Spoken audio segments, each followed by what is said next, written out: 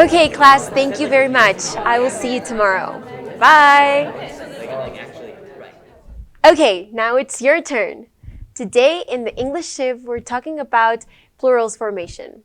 Are you ready? Let's go.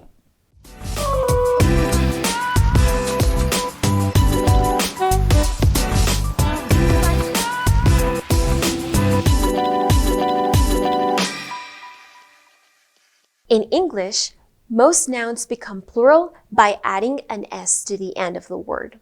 For example, one cat becomes two cats, and one dog becomes two dogs.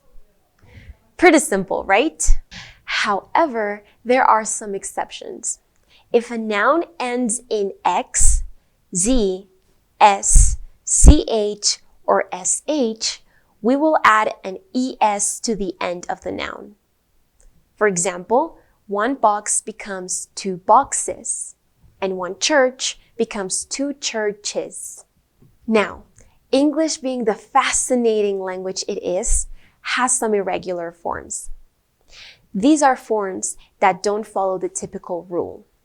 For example, one man becomes two men, and one woman becomes two women.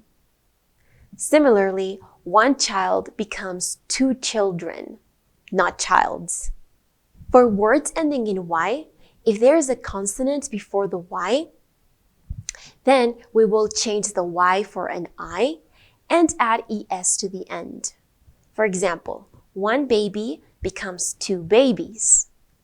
But if the sound preceding the Y, or in other words, if the sound that comes before the Y is the vowel, then simply add S, like in keys, for example. Let's practice a little bit.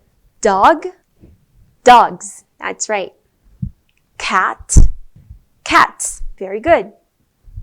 Child, children. Tomato, tomatoes. Mouse, mice. This is an irregular. Woman, women. Tooth, teeth. And foot, feet. Perfect, good job. A common mistake is overgeneralizing the rule and saying two men's instead of two men, or two childs instead of two children. While most plural forms follow the typical rule, irregular forms require memorization. Great job, language learners. Understanding the plural forms is a key aspect for clear communication in English. So, keep listening, repeating, and challenging yourself. And soon, you will be a master using plurals in English. If you enjoyed this video, don't forget to hit the like button and subscribe to our channel.